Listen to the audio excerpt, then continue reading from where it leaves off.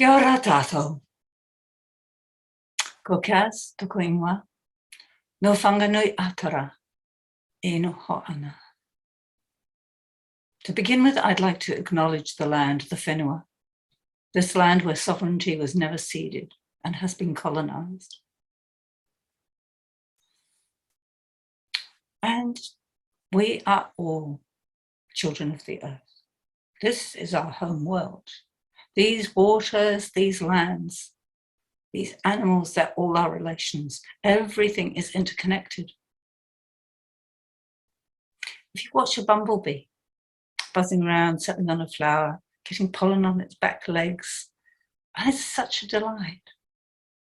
And knowing that these tiny creatures, the bees, they're responsible for seeds and fruit. Without them, we could starve. It's a tiny creature, and it has such a crucial job in the web of life. So there's so many reasons why we must act to stabilise that which lives and grows, for our nourishment, for our physical health, for our emotional and spiritual well-being, and not least, to be able to breathe.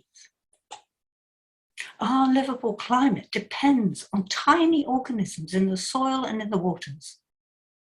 Once we thought that soil was a homogeneous mass, and maybe you could feed it some good things, but really now we know it's a labyrinth. There's structures within structures within structures. It's the microbiota of soil that clean and nourish and replenish plants and trees and absorb 20% of atmospheric carbon. And nowadays, the oceans are absorbing 50%, even more. And it's the teeny plankton and larger aquatic beings that suck up and bury 50% of the world's CO2. Plants and plankton literally produce the oxygen we breathe. If and when all this stops, it's the end of life for all mammals. All of it is threatened by overheating.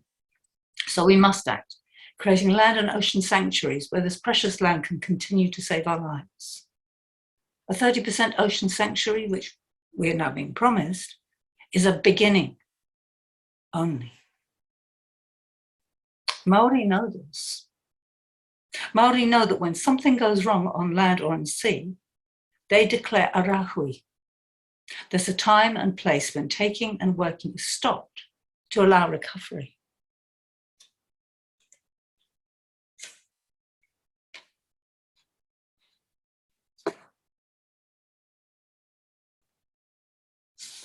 Excuse me.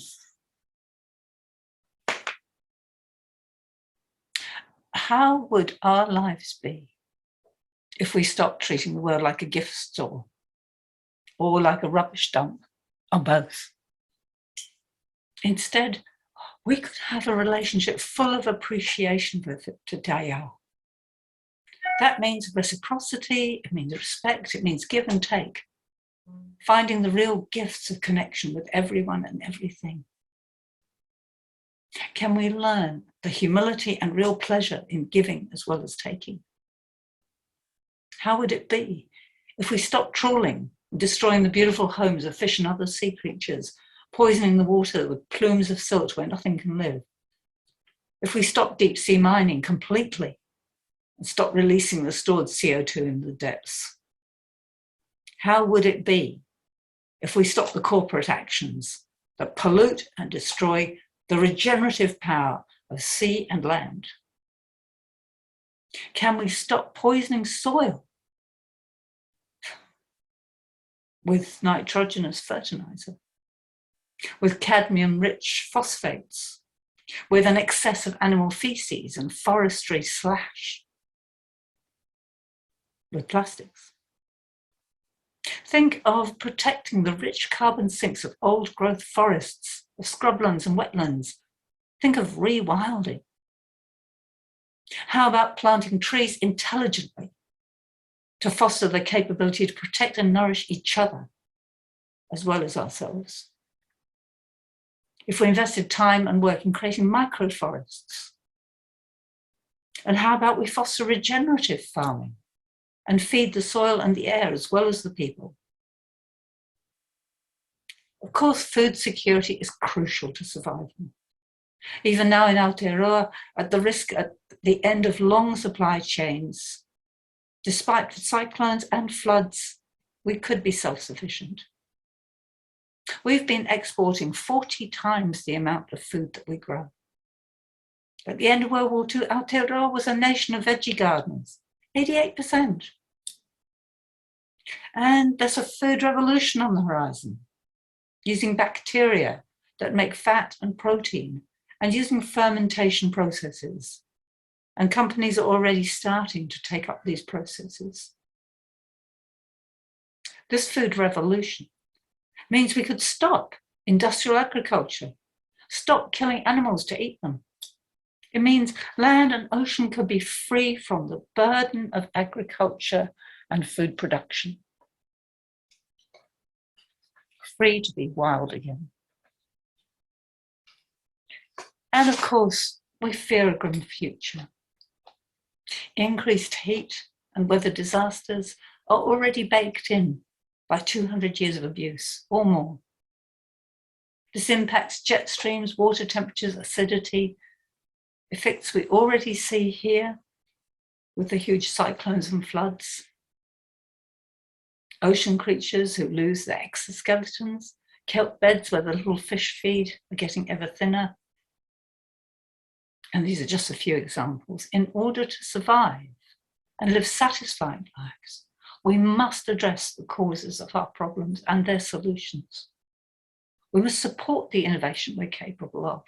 We must curtail the power of the corporates and remake our economy so we can live cooperatively on our one and only home world. These are all things that we can do.